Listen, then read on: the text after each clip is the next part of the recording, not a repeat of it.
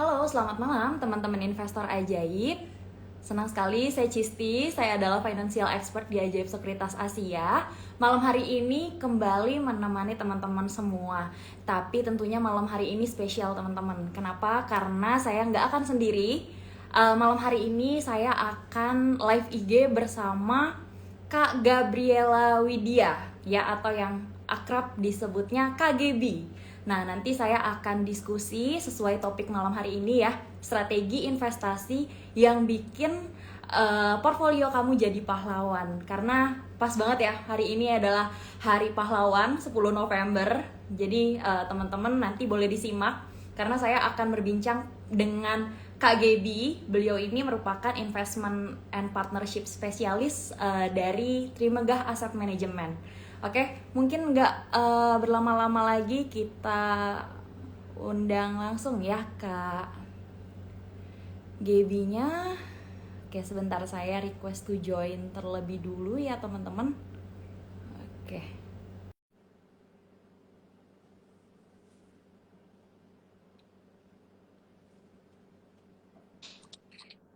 Halo, selamat Halo, malam Kak Gaby.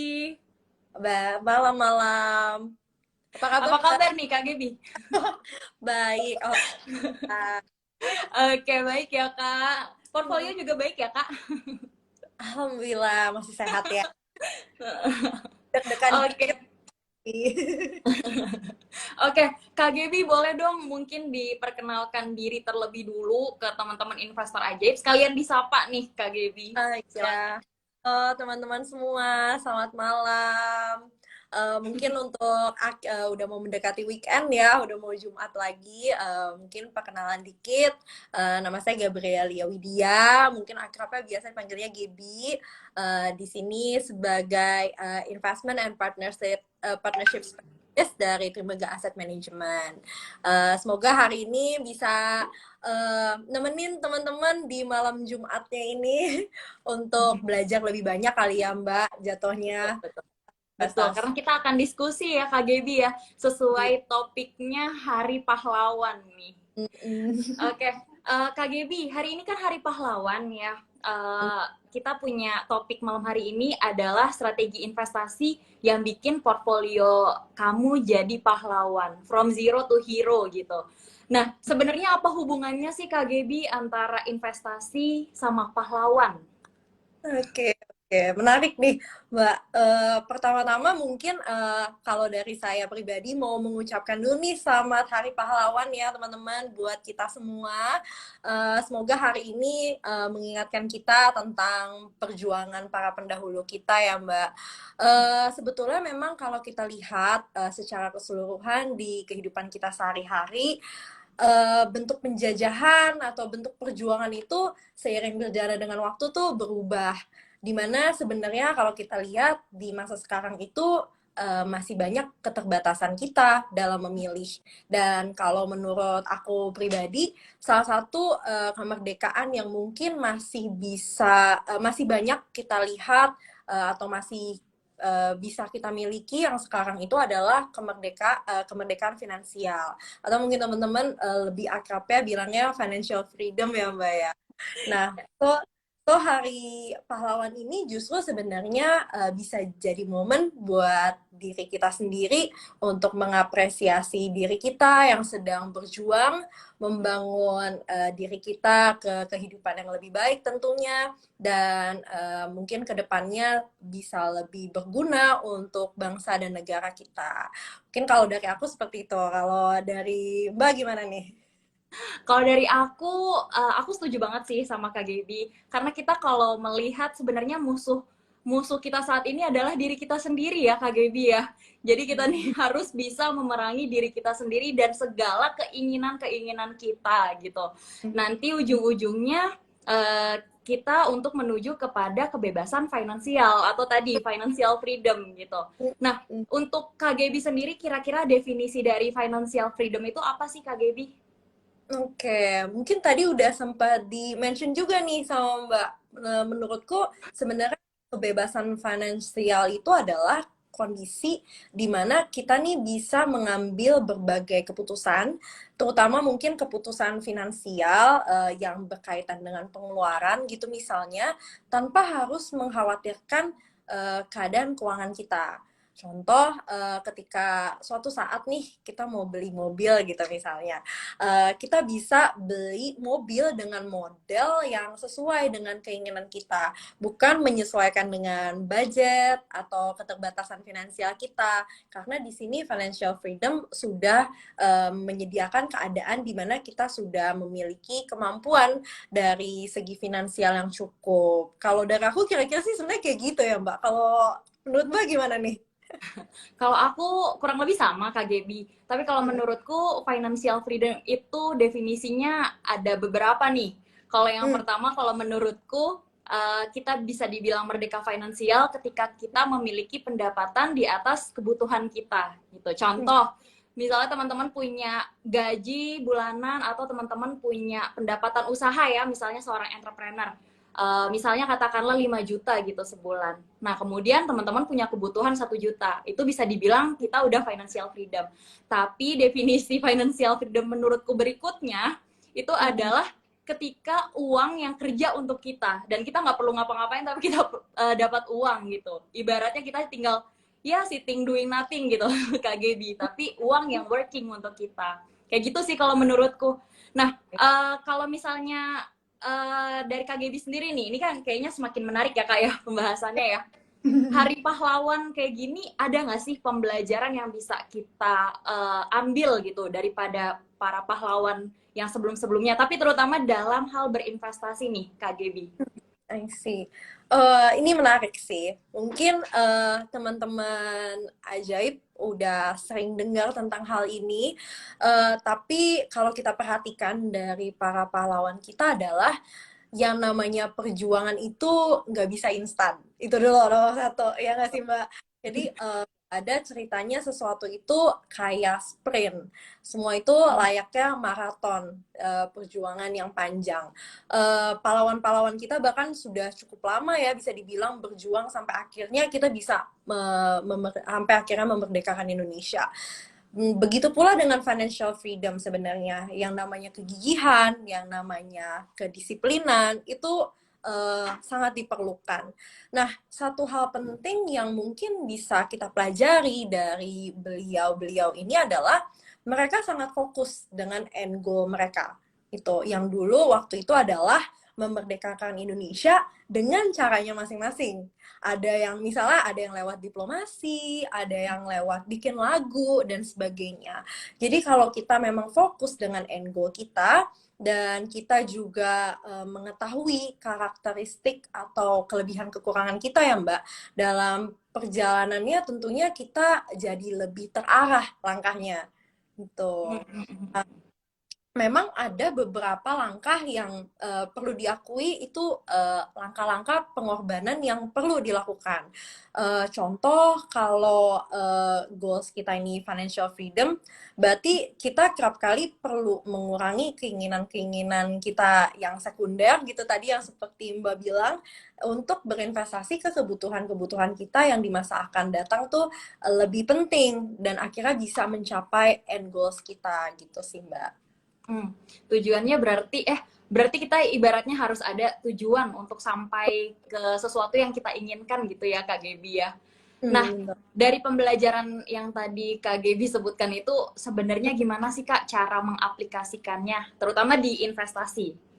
Oke, nah melanjutkan yang tadi kan kita udah tahu nih ya Mbak, goals kita seperti apa. Nah, tinggal bagaimana nih kita mengarahkan diri kita berjuang untuk mencapai hal itu. Misalnya nih ya, aku ambil case aja ya. Misalnya goals kita ini mau menyiapkan uang untuk anak sekolah. Nah, pertama kita lihat dulu nih jumlah nominal yang perlu dikumpulin untuk uang sekolah ini seberapa banyak, itu dulu. Nah, selanjutnya kita perlu melihat nih dari segi jangka waktu. Let's say kita memerlukan uang ini itu sekitar 3-5 tahun lagi. Nah, habis itu kita lihat nih profil resiko kita seperti apa. Misalnya rekan-rekan di sini masih muda, tapi mungkin belum ingin terlalu terekspos dengan volatilitas, cenderung konservatif.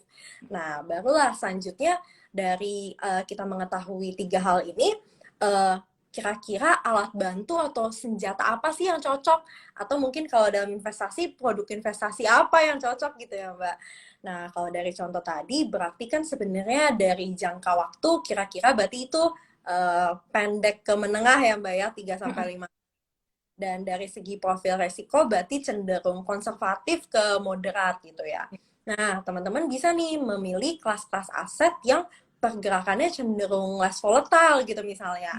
Seperti misalnya reksadana pasar uang atau reksadana pendapatan tetap yang berbasis pada obligasi korporasi. Nah, kalau udah tahu nih produknya apa, kan kita juga udah tahu juga nominal yang perlu dikumpulin itu berapa, baru nih kita set strategi gimana cara kita ngumpulin uang tersebut.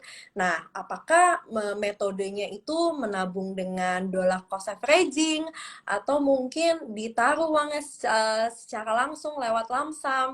Nah, itu nanti akan menyesuaikan dengan kapasitas kemampuan teman-teman masing-masing juga. Kira-kira kayak gitu sih, Mbak.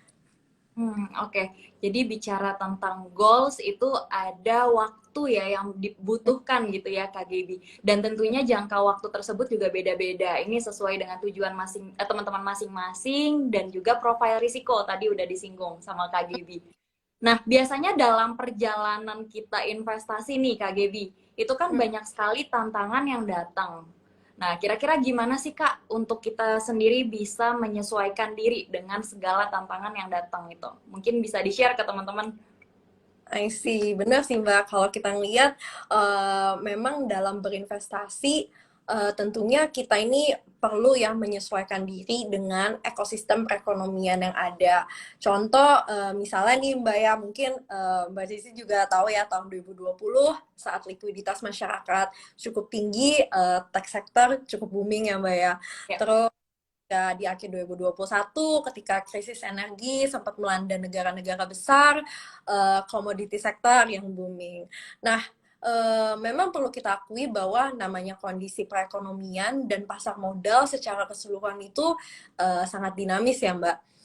Oleh karena itu mungkin aku di sini mau share sedikit tentang 3 poin yang mungkin bisa membantu teman-teman dalam menghadapi challenge yang terus mengalami perubahan. Yang pertama adalah penting banget sebenarnya untuk kita mengenal dulu nih diri kita sendiri. Kita mengetahui kelebihan kekurangan kita juga tahu prioritas hidup kita seperti apa. Contoh misalnya ya, kita nih masih muda, belum punya tanggungan, terus sangat interest di bidang desain mungkin, dan passionate di bidang marketing. Nah, so kalau kita udah tahu kelebihan kita bisa nih memprioritaskan untuk fokus mengembangkan diri ke arah situ dulu, untuk membangun active income. Nah, selanjutnya itu akan berbeda prioritas ketika misalnya dengan Bapak Ibu yang sudah mapan atau mungkin sudah punya tanggungan, karena dari segi pembagian waktu juga pasti udah ada perbedaan ya Mbak ya. Jadi mungkin mereka-mereka ini ingin lebih ke optimize wealth dan membiarkan uang yang bekerja untuk mereka. So memang penting bagi kita untuk mengatur dulu nih prioritas kita sesuai dengan kapasitas kita masing-masing. Itu yang pertama. Dan yang kedua adalah kita seperti yang tadi dibilang bahwa challenge itu kan berubah-berubah. Nah, itu penting banget nih untuk kita melakukan untuk kita bisa beradaptasi dengan baik. Kita perlu menyesuaikan diri dengan keadaan atau justru kita perlu produk investasi yang bisa dibilang agile dalam beradaptasi.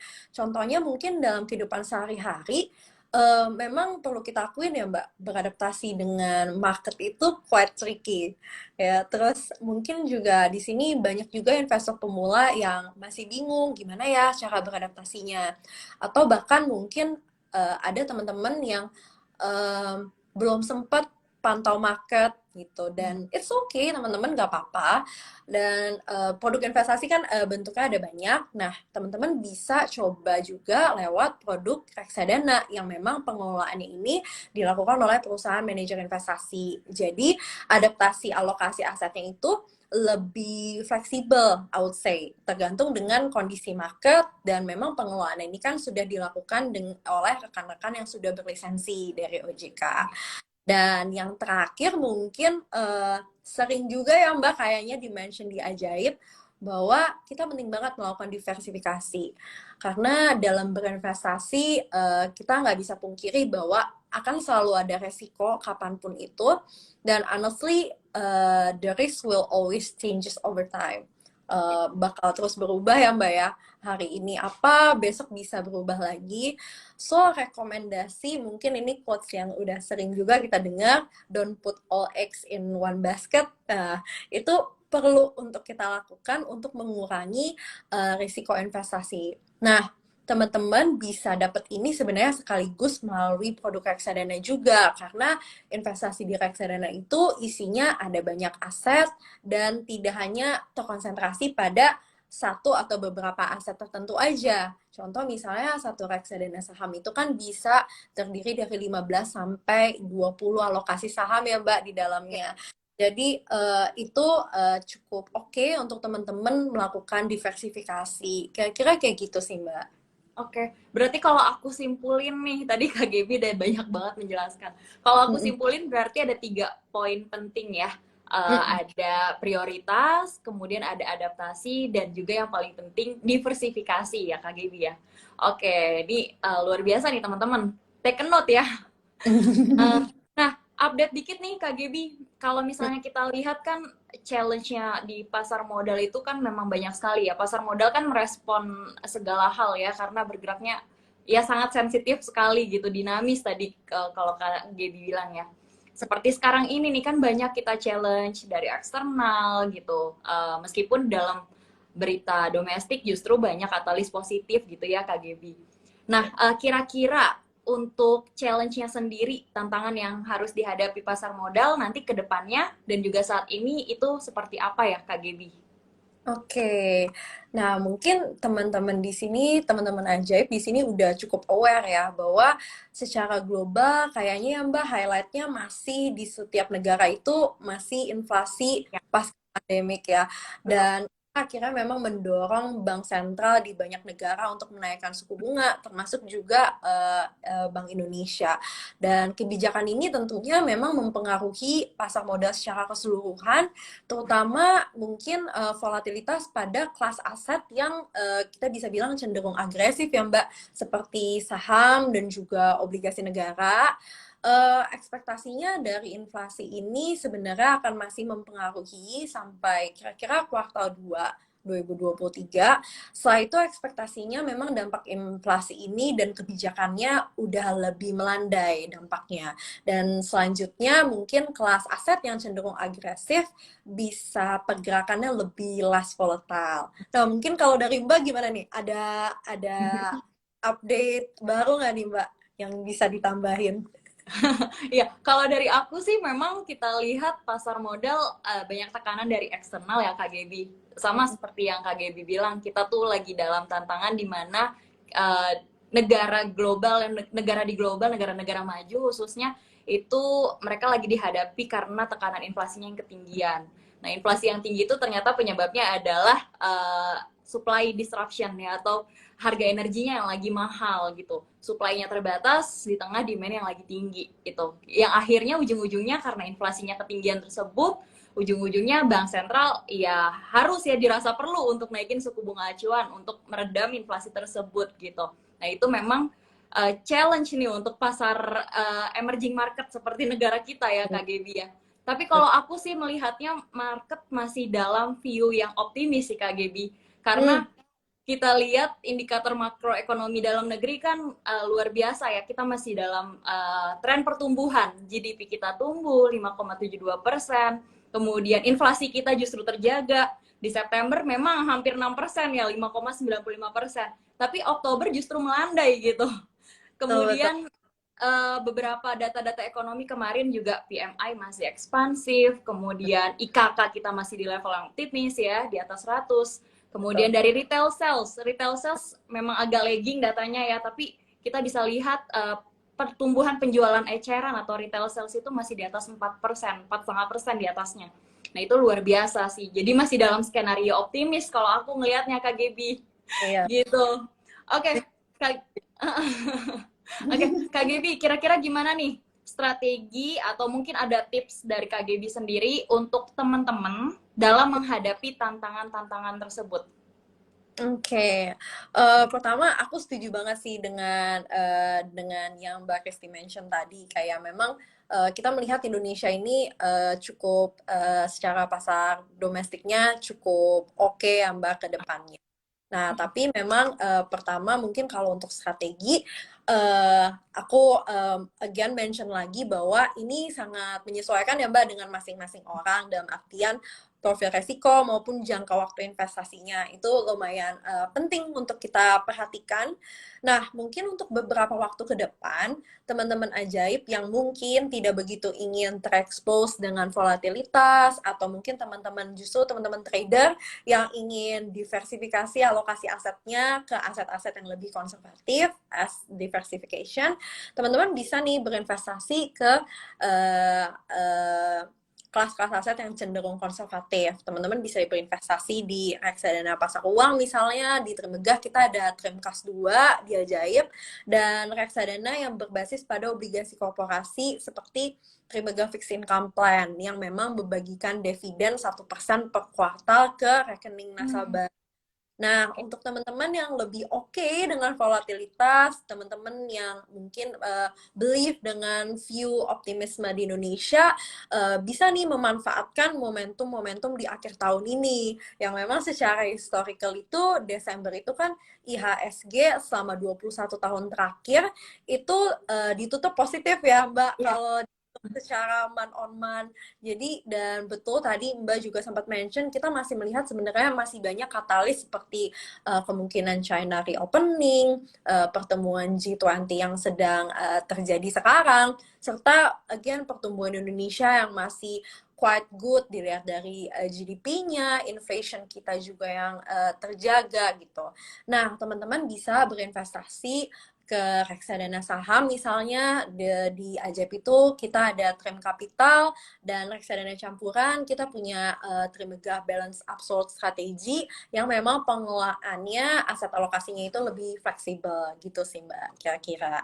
Oke, tadi menarik tuh Kak Gebi, ada salah satu produknya reksadana Trimegah yang membagikan dividen. Karena di banyak pertanyaan dari teman-teman investor ajaib, Kak reksadana tuh bagi dividen nggak sih? Gitu. Nah tadi ada produknya apa Kak Gebi? Ada namanya Trimegah Fixed Income Plan.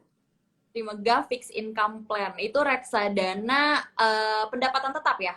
Pendapatan tetap, namun kita berbasis pada obligasi korporasi. Jadi memang dari segi pergerakan harganya, Mbak, cenderung less volatile daripada reksadana yang berbasis pada obligasi negara. Itu sih yang membuat kita juga akhirnya membagikan dividen 1% per kuartal.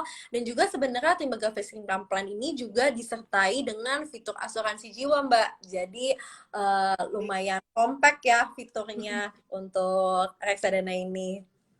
Oke, tuh ya teman-teman ya, lagi-lagi take a note. Ada informasi menarik tuh teman-teman. Oke, Kak Gebi mungkin kita masuk ke Q&A kali ya. Boleh, boleh. Oke, nah ini ada pertanyaan dari Sheikh Koko. Kak Gebi, bagaimana outlook reksadana di tahun depan menurut Trimegah Asset Management maupun menurut Kak Gebi sendiri? Reksadana mana yang menjadi perhatian di tahun depan? Thank you. Wah, pertanyaannya bagus ya, Kak Gebi ya. Oke, oke. Silakan. Oke, pertama mungkin tadi sempat di-mention juga sama aku dan Mbak Kristi bahwa kita melihat sebenarnya ekonomi Indonesia ini quite solid ya Mbak ya. Apakah mungkin sempat kemarin apa benar 2023 akan resesi? Nah, itu sebenarnya tergantung dari bagaimana respon masyarakat justru terhadap terhadap isu global yang sedang terjadi sekarang. Nah, kalau kita ngelihat sebenarnya memang perlu diakui eh, tekanan global ini masih akan ada dalam hal inflasi masih kerap terjadi dan itu mempengaruhi harga energi juga seperti yang Mbak Kristi sempat mention, terutama mungkin yang perlu kita perhatikan kita ini masih negara importir minyak ya Mbak, jadi inflasinya masih cukup dipengaruhi oleh kondisi global. Oleh karena itu, dari segi inflasi maupun juga kebutuhan BI untuk menaikkan suku bunga dalam rangka inflasi dan juga stabilisasi nilai tukar itu masih perlu dilakukan. Jadi memang mengingat volatilitas ini yang mungkin bisa terjadi, at least mungkin kita perkirakan sampai kuartal 2 2023 teman-teman bisa lihat reksadana-reksadana yang cenderung pergerakannya lebih stabil seperti reksadana pasar uang ataupun juga reksadana pendapatan tetap yang berbasis pada obligasi korporasi karena memang obligasi korporasi itu bisa dibilang pergerakan harganya less volatile. Nah, baru selanjutnya ada kalau kita ngelihat dari setelah sekitar kuartal 2 itu dampak dari inflation itu bisa dibilang udah mulai melanda ya Mbak ya gitu. Dimana kita udah bisa menyesuaikan, udah bisa price in, baru kita di situ mungkin bisa masuk ke reksadana-reksadana yang cenderung bergerak lebih agresif seperti reksadana yang berbasis pada obligasi negara maupun juga teman-teman mau masuk ke reksadana saham gitu kira-kira sih Mbak secara keseluruhan. Oke, lengkap banget Kak Gebi jawabannya. Thank you loh. Nah, Thank you. ini ada pertanyaan. Oke, karena tadi sedikit nyinggung-nyinggung resesi ini Kak Gebi. Ini ada pertanyaan dari Zaka Leonatan. Apakah reksadana bakal terdampak di saat resesi kalau memang terjadi gitu? Reksadana apa nih yang kira-kira terdampak? Silakan Kak Gebi. Oke, ketika kita ngomongin pasar modal, mungkin tadi sempat di-mention juga ya Mbak di awal bahwa kondisi ekonomi kita secara tidak langsung memang sangat mempengaruhi pasar modal kita. Mau itu di industri pasar modal di produk saham, di produk obligasi, apalagi reksadana sebagai produk turunannya kita bisa bilang. Nah, reksadana apa yang terdampak sebenarnya itu akan berdampak ke semuanya ya, jadi bilang ke semuanya, tapi memang dampaknya ini akan berbeda-beda gitu. Misalnya kalau kita melihat ke depannya suku bunga BI akan naik, maka kita bisa melihat reksadana pasar uang bisa menawarkan yield atau kupon karena ngambil dari deposito-deposito dan juga obligasi-obligasi yang bertenor di bawah 1 tahun itu bisa menarik nih kita lirik karena dengan kenaikan suku bunga BI seharusnya yield deposito juga di kemudiannya bisa lebih tinggi gitu. Atau juga misalnya pengaruh nggak ke reksadana saham? Tentunya pengaruh karena alokasi reksadana saham itu kan minimal ada 80% ditempatkan di saham gitu kan. Jadi maksimal tuh 20% stay in cash. So apakah akan berdampak? Tentunya akan berdampak. Nah, tapi tinggal bagaimana masing-masing reksadana itu bisa dibilang apakah resesi semua sektor itu jelek? Belum tentu gitu ya Mbak, ya nggak sih? Gantung lagi dari pemilihan investasinya, bagaimana masing-masing manajer investasi punya strategi untuk bisa istilahnya bullish lah ya, bullish di sektor apa sektor-sektor apa yang akan terdampak, sektor-sektor apa yang akan bagus, ataupun sektor-sektor apa yang mungkin nggak lagi dipilih. Nah, kayak gitu. Jadi, apakah berdampak? Tentunya akan berdampak ke semua jenis reksadana. Kira-kira seperti itu sih. Oke. Ya tadi teman-teman ya ada ilmu baru yang mungkin teman-teman juga sudah dapatkan. Tadi kalau ketika BI naikin suku bunga acuan biasanya diikuti deposit facility rate dan lending facility rate-nya juga ikut naik. Artinya bisa manfaatin momentum itu karena biasanya bunga-bunga deposito ikut naik nih. Ya oke, pilihnya reksadana pasar uang gitu. Ya teman-teman ya. Thank you Kak Gebi buat jawabannya nih. Ini banyak banget Kak Gaby. By the way, yang nanya. Oke, pertanyaan selanjutnya dari Thierry FS. Kak, Hmm. kalau profil risiko tinggi dan sedang tidak ada tanggungan, nah lebih baik investasi saham sektor apa? Mungkin bisa dijawab reksadana jenis apa gitu kali ya, Kak Gaby ya, Uh, silakan. Oke, mungkin kalau reksadana jenis apa yang ada exposure ke sahamnya, bisa di reksadana campuran, bisa juga reksadana saham. Kalau untuk terkait sektor, sebenarnya again tergantung dari masing-masing manajer investasinya itu lagi bullish atau ke sektor apa, lagi bullish atau lagi melihat view-nya bagusnya di sektor mana gitu. Jadi sebenarnya tergantung sih gitu. Tapi kalau melihat profil resikonya yang tinggi dan juga belum ada tanggungan, you should give a try untuk produk-produk investasi yang memang even volatilitasnya cukup tinggi, tapi in terms of return bisa menghasilkan return yang cukup baik. Kira-kira gitu sih, Mbak. Oke, itu ya teman-teman ya. Jadi boleh pertimbangkan kalau profile risknya tinggi, Hmm. hajar aja langsung reksadana saham ya Kak Gaby ya. Oke, kemudian ini ada lagi yang tanya. Nah, ini kayaknya lebih ke curhat juga nih Kak Gaby nih, tapi mungkin boleh ditanggapi ya Kak.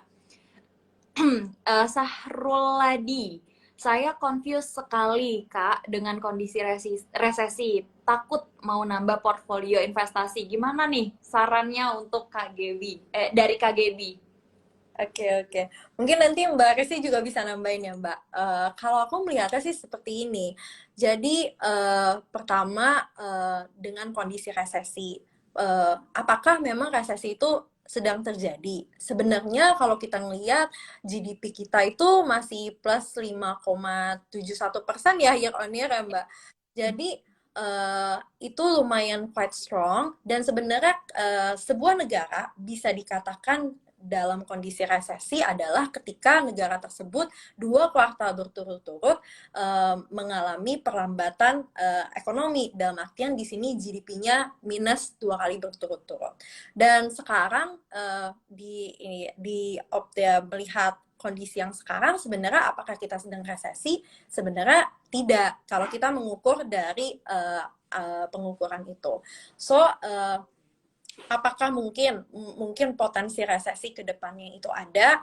Uh, yang namanya potensi itu masih ada. Tapi teman-teman perlu melihat seperti ini. Kalau resesi itu berdasarkan dari kita melihat dari angka GDP, di mana GDP-nya itu minus 2 kuartal berturut-turut, teman-teman mesti ngeliat nih, kontribusi GDP itu paling besar di mana? Kontribusi paling besar GDP kita around 50 to 55% itu datangnya dari consumption. So, kalau teman-teman semuanya di sini percaya kalau misalnya oke, ini akan resesi, lalu semuanya nahan consumption-nya, maka itu akhirnya potensi resesi itu jadi beneran teraktualisasi jadi resesi dan GDP kita beneran akhirnya minus karena teman-teman nahan consumption atau istilahnya naruh uang di bantal semua, cash is the king gitu. Apakah benar? Tentunya I think nggak begitu ya Mbak, jalan cerita atau jalan mindset yang tepat. Nah, takut nih teman-teman nambah portofolio gitu. Sebenarnya it's okay, namanya takut. Again, mungkin yang perlu aku mention bahwa namanya investasi itu kayak journey ya Mbak ya, kayak maraton. Kadang ada capeknya, kadang ada takutnya, butuh istirahat dulu, dan it's okay. Kita sebagai investor just enjoy the process.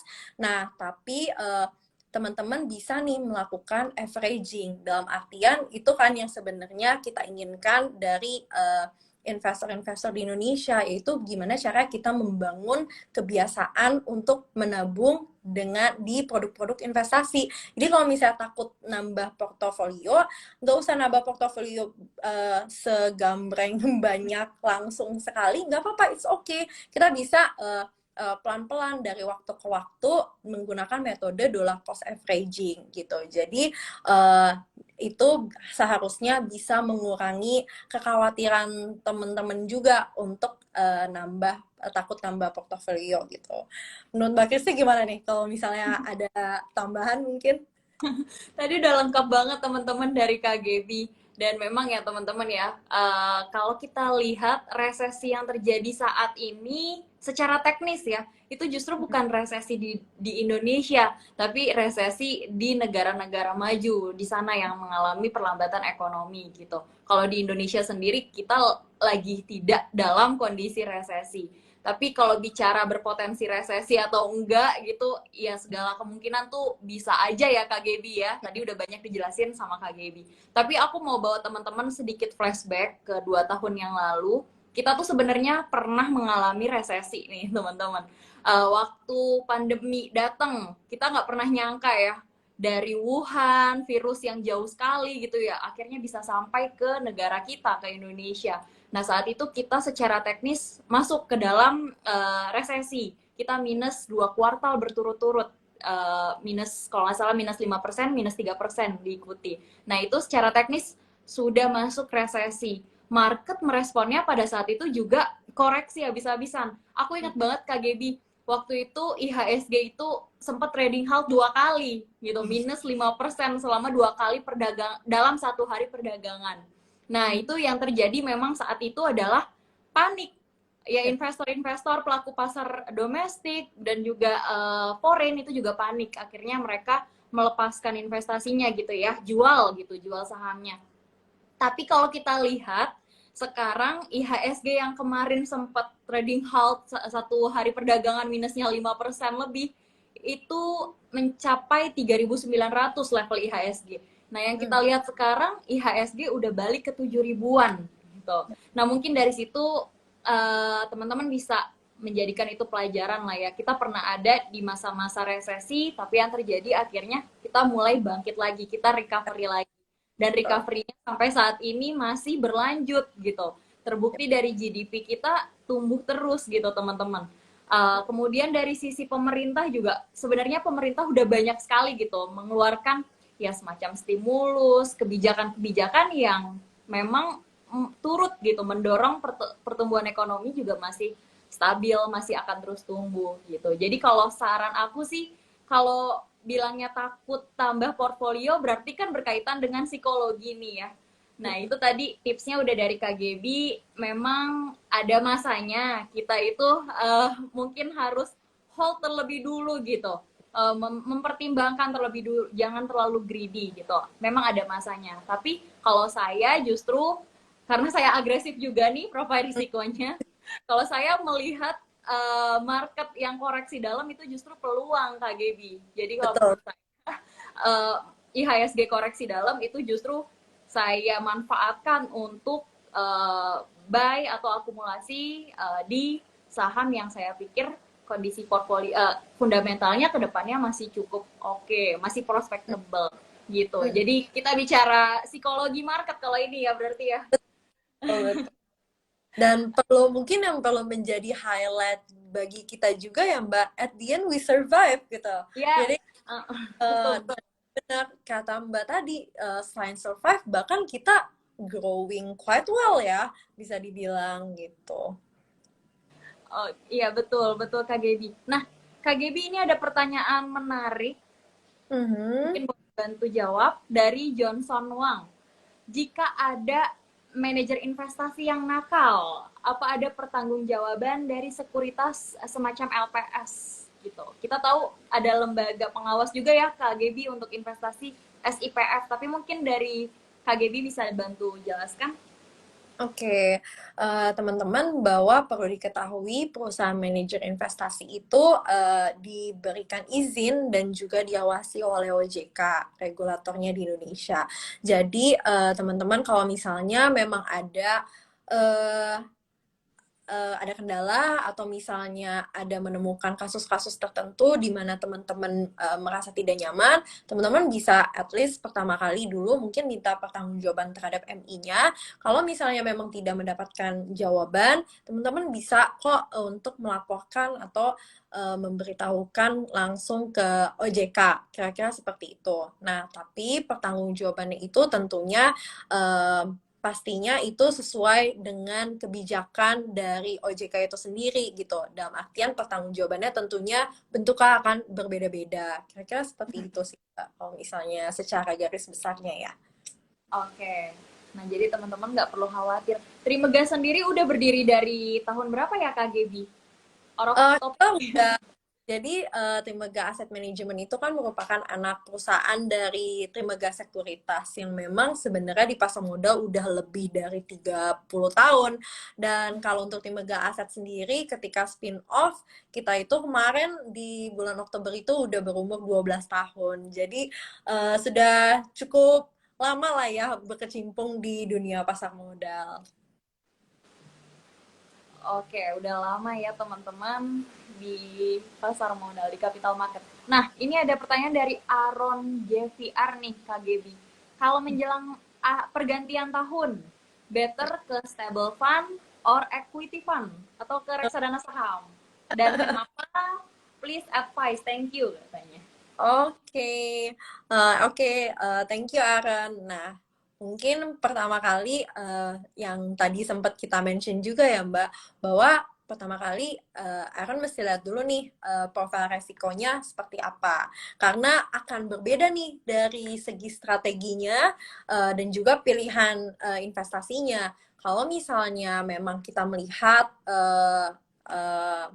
profil resikonya cenderung moderat atau konservatif, memang kita melihat kemungkinan ke depannya ini masih akan ada beberapa volatilitas. Jadi untuk teman-teman yang mungkin profil resikonya konservatif, justru bisa ke produk-produk yang cenderung lebih stabil ya, atau volatilitasnya lebih rendah, seperti yang tadi udah sempat di-mention, reksadana pasar uang, ataupun reksadana pendapatan tetap yang berbasis pada obligasi korporasi.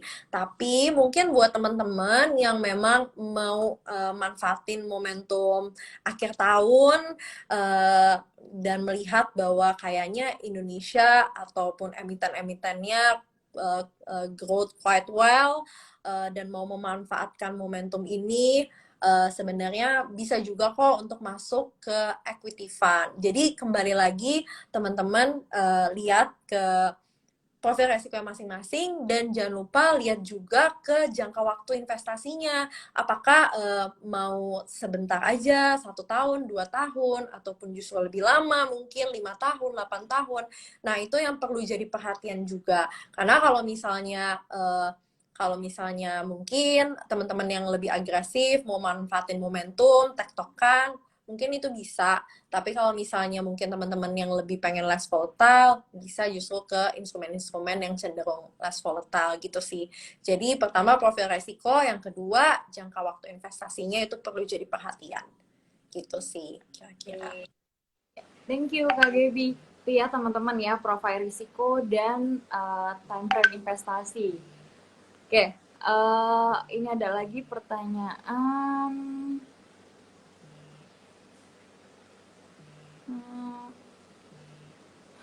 Oke, ini pertanyaan aku pilihnya yang mendekati ke topik malam hari ini ya, Kak Gebi ya. Karena banyak banget yang tanya di luar topik ini nih. Oke, nah ini ada yang tanya, ini deh kita bahas nggak apa-apa, window dressing. Ada yang tanya window dressing, dari Kak Nimrod Box. Window dressing akhir tahun ini sudah mulai belum? Silakan Kak Gebi. Oke, sebenarnya kita melihat memang historically tadi udah sempat di-mention ya, 21 tahun terakhir itu month on month kita growth quite well. Nah, pertama kita perlu memperhatikan dulu di window dressing ini, nanti teman-teman juga bisa cek juga apakah fundamental emiten-emiten di Indonesia itu above expectation atau enggak, itu dulu. Apakah performance-nya cukup baik. Lalu nggak cuma ngeliat itu, teman-teman bisa ngeliat dari makronya juga. Apakah dengan makro yang sekarang, inflation-nya quite tinggi, mempengaruhi nih emiten-emitennya untuk perform. Kalau misalnya mereka kalau misalnya mereka perform juga tetap bagus, kemungkinan window dressing ini bisa terjadi di akhir tahun gitu. Nah mungkin nanti Mbak Resi bisa menambahkan juga ya. Nah kalau misalnya sekarang apakah sudah mulai, sebenarnya katalis-katalisnya itu tadi udah sempat di-mention sedikit ya, bahwa masih ada kemungkinan China akan reopening, terus juga sekarang ini sedang berlangsung pertemuan G20 yang kemungkinan insya Allah harapannya bisa membawa investor-investor asing masuk ke Indonesia juga, dan kita ngelihat juga sebenarnya pertumbuhan Indonesia quite well gitu. Jadi apakah sudah terjadi, teman-teman perlu ngelihat juga sih perkembangan dari makroekonomi yang mempengaruhi ke performance emitennya. Mungkin kalau dari aku seperti itu sih, Mbak. Kalau menurut Mbak mungkin bisa nambahin boleh. Oke, secara historical sih memang apa di akhir tahun biasanya ada euforia positif di market ya, yang apa disebutnya window dressing. Tapi aku lihatnya window dressing itu sebenarnya nggak terjadi hanya akhir tahun sebenarnya teman-teman. Window dressing itu bisa terjadi setiap ada musim earning season, laporan kinerja keuangan. Benar. Ketika ada emiten yang melaporkan result kinerjanya ternyata bagus, above expectation gitu ya. Atau bahkan ada turnaround story dari yang sebelumnya rugi bersih jadi laba bersih gitu, itu biasanya juga udah berasa tuh di emitennya, udah tinggi demand-nya, euforianya juga banyak, jadi sahamnya bisa terkerek naik gitu. Betul. Nah tapi memang kita bicara akhir tahun, trennya itu kan semacam momentum di pasar saham ya Kak Gaby ya, ada window dressing, ada yang disebut sell in May gitu ya. Love in May. Uh, nah, kemudian ya teman-teman sih lihatnya kalau misalnya akhir tahun didukung dari makroekonomi kita yang masih positif, ya harusnya juga di akhir tahun masih mengikuti tren historikalnya atau positif juga IHSG gitu, hijau. Hopefully sih seperti itu ya teman-teman ya. Tapi aku rasa untuk window dressing sendiri, apakah sudah terjadi atau belum, sepertinya nanti mungkin Iya, menjelang akhir-akhir tahun gitu saat ini. benar-benar. Karena Uh, uh, kalau misalnya betul yang Mbak Risti bilang, itu sangat tergantung dengan performance dari emiten-emitennya gitu. Jadi apakah sudah terjadi? Well, we have to check it out dulu ya, dalam artian dari segi fundamentalnya seperti apa kinerjanya gitu sih kira-kira. betul. Oke. Nah, ini KGB aku cari lagi karena kita masih ada waktu nih KGB, nggak apa-apa ya? Jawab lagi ya pertanyaan. Oke, ini ada dari Siti Zulaiha. Kak, produk reksadana pasar uang, money market, atau fixed income yang tepat untuk dana pensiun? Nah, apa nih Kak kira-kira? Oke, oke. Yang pertama, mungkin kalau boleh dilihat lagi adalah sekarang ini umur dari kita berapa dulu. Dalam artian kita berapa lama nih untuk mencapai akhirnya dapat dana pensiun. Kalau misalnya semakin pendek jangka waktu kita dari dana pensiun, tentunya kita pasti memilih produk yang I would say less lebih cenderung lebih aman ya, seperti reksadana pasar uang. Tapi mungkin untuk teman-teman mungkin yang masih muda atau misalnya masih cukup jauh lah ke umur pensiun. Nah, itu teman-teman bisa coba ke reksadana pendapatan tetap gitu. Nah, berarti yang perlu kita perhatikan adalah istilahnya seberapa jauh nih umur kita dari usia kita pensiun. Nah, mungkin semakin muda akan lebih berani ya Mbak ya untuk masuk ke instrumen-instrumen yang lebih pergerakannya lebih volatile, tapi again high risk high return itu juga bisa optimal gitu. Jadi balik lagi tergantung kembali lagi nih Mbak Siti, itu jarak untuk sampai ke usia pensiunnya seberapa jauh gitu. Dan juga kita ngeliat juga mungkin nanti again profil resiko dan lagi-lagi nominalnya. Mbak mau pensiun dengan jumlah berapa, nantinya akan menentukan metode Mbak Siti untuk selanjutnya berinvestasi. Apakah menabungnya juga seberapa per bulan. Kita juga mesti melihat dalam tiap bulannya mungkin alokasi untuk investasinya seberapa besar gitu. Tentunya kita juga melihat prioritasnya ya. Jangan sampai kita berinvestasi tapi ternyata mungkin dana daruratnya belum terpenuhi gitu. Jadi hal itu perlu juga untuk kita perhatikan gitu sih. Oke, thank you Kak Gaby. Semoga menjawab nih ya, Oke. Kak Siti ya. Mm-mm. Nah, ini ada lagi pertanyaan. Oke. Nah, ini sebenarnya ada pertanyaannya saham nih Kak Gaby, tapi mungkin kita ganti aja ya ke reksadana. Ketika portfolio reksadananya lagi koreksi nih Kak Gaby, better untuk di hold apa di redeem aja gitu, dicairkan aja. Silakan Kak Gaby. Oke, ini pertanyaan yang selalu menarik ya Mbak. Kayaknya mau produk reksadana, mau saham, mau Yap. obligasi, kayaknya, aduh hold apakah close ya gitu. Mungkin aku juga mau mention juga yang tadi persis Mbak Kristi bilang bahwa ketika saham merah apakah better hold atau cut loss. Yang pertama, teman-teman lihat dulu teman-teman butuh uang ini kapan.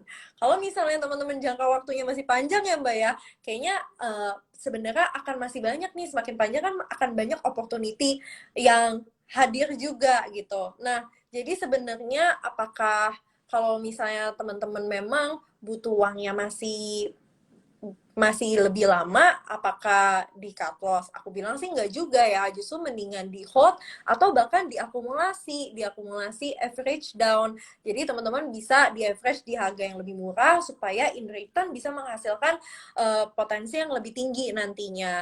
Tapi kalau misalnya teman-teman memang membutuhkan uangnya, duh Mbak, ini buat uang sekolah 1 tahun lagi. It's okay kalau misalnya memang harus di cut loss terlebih dahulu karena kita yang kalau misalnya saham gitu ya di sini mungkin reksadana saham kita kan nggak tahu ya tahun depan akan seperti apa karena memang optimalnya itu saham itu kan memang untuk jangka panjang ya Mbak. Jadi tentunya kalau mengingat resiko tersebut it's okay kalau memang teman-teman butuh uangnya dan perlu cut loss gitu. Tapi untuk teman-teman yang belum butuh uangnya mendingan nambah ya Mbak ya malah kayaknya. Oke, thank you Kak Gaby buat jawabannya. Ini ada pertanyaan dari al_iub 1996. Kak Gaby, untuk reksadana saham, apa cocok di hold dalam jangka berapa tahun? Nah, Hmm. terus minimal investasi kali ya, minimal investasi di reksadana saham. Silakan Kak Gaby. Reksadana saham itu again kita ngelihatnya tergantung dari strategi masing-masing orang. Dalam artian mungkin kalau teman-teman yang mungkin suka trading, sekarang juga orang banyak yang Mbak kayaknya trading reksadana ya. Jadi tektokan dalam jangka waktu cepat jual beli karena kita melihatnya lebih ke makro sentimennya itu bisa jangka waktu pendek. Tapi memang idealnya reksadana saham itu dengan volatilitas yang ada, kita lebih ngeliat itu untuk jangka panjang. Mungkin di atas 8 tahun, untuk 10 di atas 10 tahun, itu lebih cocok. Karena kita melihat di situ di tengah volatilitasnya kadang turun, kadang naik, but in return high risk, high return. Nah, minimalnya berapa? Aduh, kalau aku bilang sih sebenarnya yang namanya investasi itu kita bisa mulai dari 100.000 aja tuh udah bisa ya Mbak sebenarnya. Apakah tapi kan kalau misalnya ini nggak ngefek Mbak persenannya atau imbal hasilnya. Nah, sebenarnya yang perlu kita lihat adalah kebiasaannya dulu gitu. Dengan kayak kita udah kita udah merasa oke, udah merasa lebih nyaman berinvestasi, I think 100.000 besok bisa nambah 200.000, bisa nambah 300.000. Nanti kalau udah lebih nyaman lagi tentunya akan lebih merasa dari segi risk profile juga akan naik ya Mbak ya. Jadi itu sih yang aku ngelihat kalau minimalnya berapa semua orang bisa mulai investasi gitu. Oke. Tadi aku baca di running comment ada yang sebut nabung nabung saham gitu. Mungkin yang tadi Kak Gaby maksud nabung reksadana gitu ya, Iya. teman-teman ya. Oke, Kak Gaby, ini mungkin tadi pertanyaan terakhir nih, karena kalau aku lihat pertanyaannya udah mulai banyak sekalian di luar topik. Iya nggak Mbak? Oke. Mm-mm. Oke, Kak Gaby ada satu lagi deh, boleh dibantu jawab ya? Boleh, Satu boleh. lagi. Dari Kusnadi_Soekarno. Saya punya dana 50 juta. Hmm. Reksadana apa yang cocok untuk saya? Karena saya 3 tahun lagi pensiun. Berarti time frame investasinya 3 tahun nih, Kak Gebi. Silakan. Oke, untuk time frame yang memang cenderung bisa dibilang cukup pendek ya Mbak, 3 tahun. Mungkin teman di sini Pak Kusnadi itu bisa masuk ke reksadana pasar uang ataupun juga reksadana pendapatan tetap yang berbasis pada obligasi korporasi. Kenapa? Karena di situ pergerakannya akan cenderung less volatile. Mungkin bahkan secara historical kayaknya reksadana pasar uang bisa menghasilkan return yang positif ya, mengikuti pergerakan deposito maupun juga produk-produk pasar uang lainnya. Jadi mungkin di sini Pak Kusnadi melihat karena pensiunnya udah sebentar lagi, I would say kita bisa masuk ke produk-produk yang less volatile seperti reksadana pasar uang ataupun reksadana pendapatan tetap, tapi yang berbasis pada obligasi korporasi. Gitu sih kira-kira.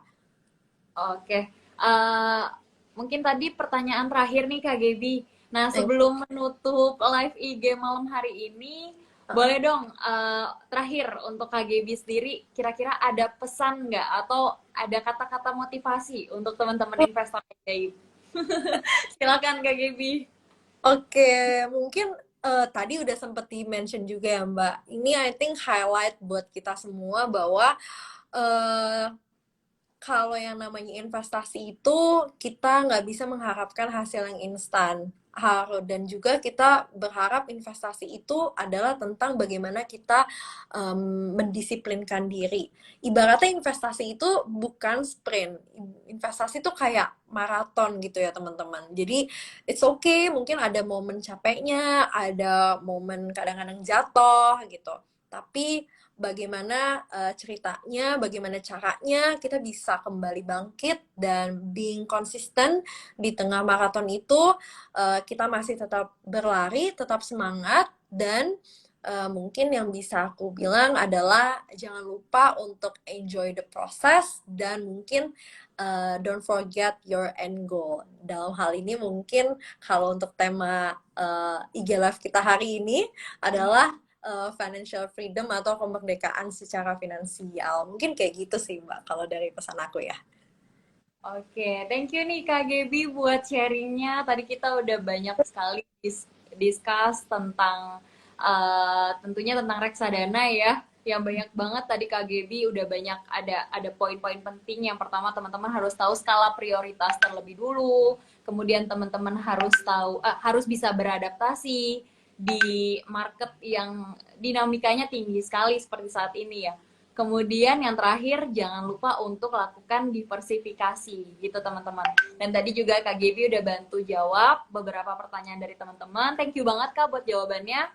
Semoga teman-teman tercerahkan gitu ya dan mendapat insight baru lagi sehingga semakin confident untuk investasi gitu. Sekali lagi teman-teman, semua investasi itu mengandung resiko dan apapun resikonya itu bisa kita minimalisir dengan strategi yang udah teman-teman miliki, yang udah teman-teman siapkan sebelum teman-teman mulai investasi.